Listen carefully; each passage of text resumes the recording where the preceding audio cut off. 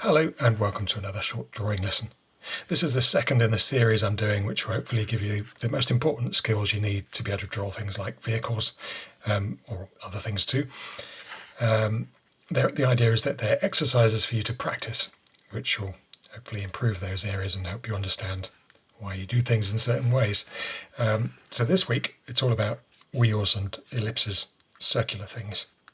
Often you'll see ellipses placed incorrectly and it just jumps out at you, and people don't seem to understand how to arrange an ellipse, how to tilt it, or should it be tilted or vertical or wherever.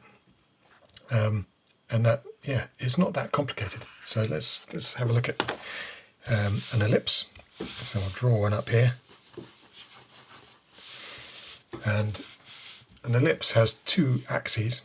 It has a major axis, the longest distance across it, and it has a minor axis, the shortest distance across it, perpendicular. So the minor axis is the only one we're interested in. We can ignore the major one, because the minor axis is the one that we place on our axles or center lines of the objects. So that's all we need to remember, is that if we have a center line or an axle, whatever it might be, our ellipse needs to be tilted at right angles to it. So there's the right angle there.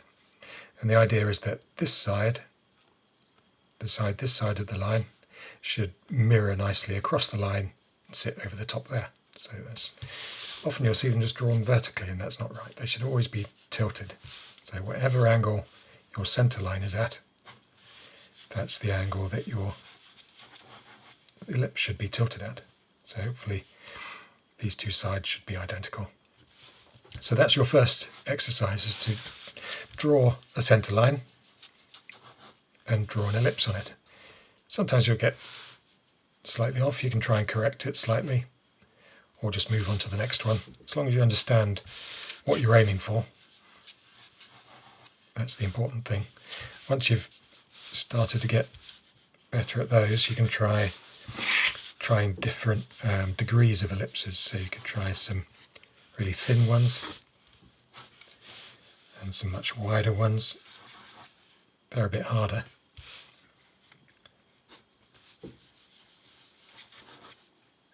See,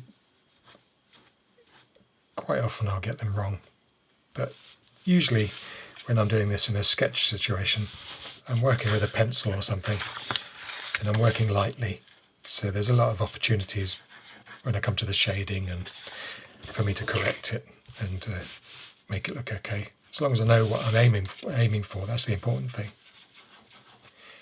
Whereas if you're just placing them and guessing what angle they should be at, then you haven't really got much hope of getting something that looks right, because it'd just be blind luck. So that's your first exercise, is to fill the page with these ellipses, different sizes, different degrees. Do some really narrow ones. Try some much wider ones, small ones, big ones, everything in between. And then we can move on to exercise number 2. Almost the same thing. This time we're constructing objects using multiple ellipses on the same center line. So here we've got something that could be a headlamp. We could try some wheels.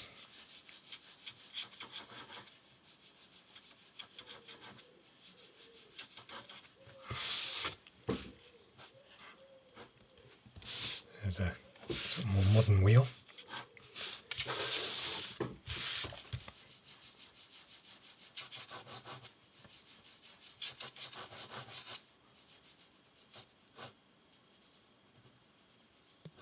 There's an old-fashioned wheel, very narrow one, maybe a bike wheel.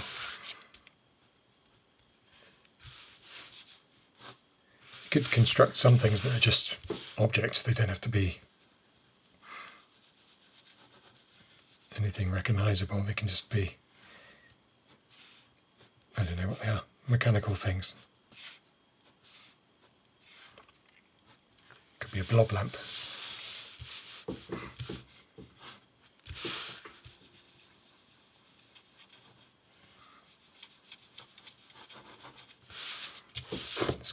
those old-fashioned horns.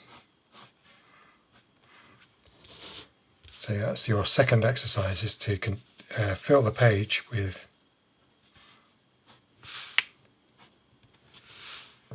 solid objects made out of circles, out of ellipses.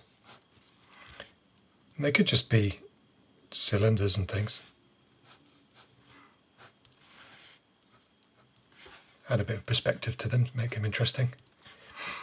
So that's your second part. And now we can move on to exercise number 3, which is a little bit trickier, but it's often my first step when I'm drawing vehicles, and that is to draw a pair of axle lines and then to place 4 circles on them.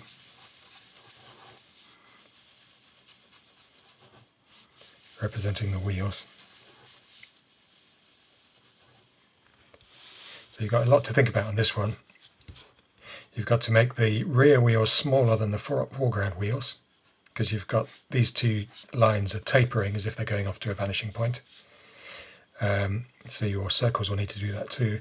But also you would see a bit more of the face of this circle than you would of this circle as it gets further away from you. Same with the back one. You can check if you were to draw a line across the tops of the wheels and the bottoms of the wheels to make them into cylinders, you can check your circles. So I can see that back one there should be a little bit bigger still. So you should end up with a pair of cylinders if you choose to join them like that. But all I really need is 4 circles that feel like they sit together on the same plane and are of the same size.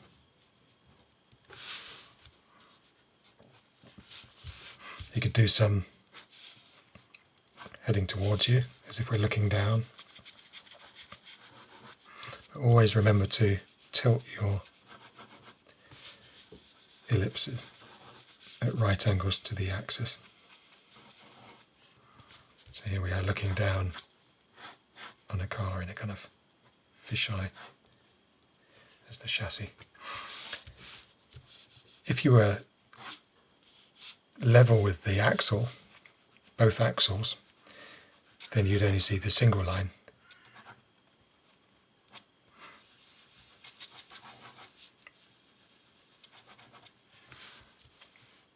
So you might see something like that for your 4 wheels. It's quite unusual though. Usually you'd see a pair of them.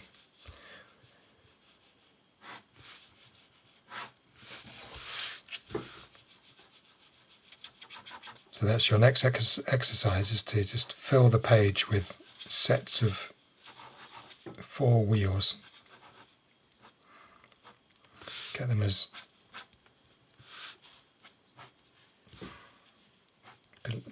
close as you can to feeling correct, so that you could then construct a car on top of them.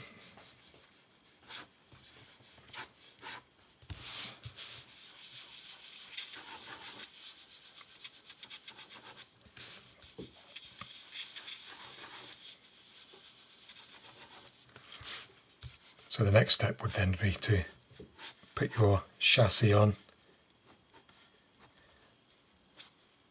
in a radiator shape, and the body. And if your wheels are nicely constructed, then everything else hopefully will sit on and feel correct. Whereas if your wheels are off, then everything else will slightly feel peculiar too. So that's your exercises this week. Let me know how you got on in the comments and everything. Definitely a tricky one, but it's really important if you want to draw anything with wheels. So yeah, have a good one, and I'll see you for another one soon.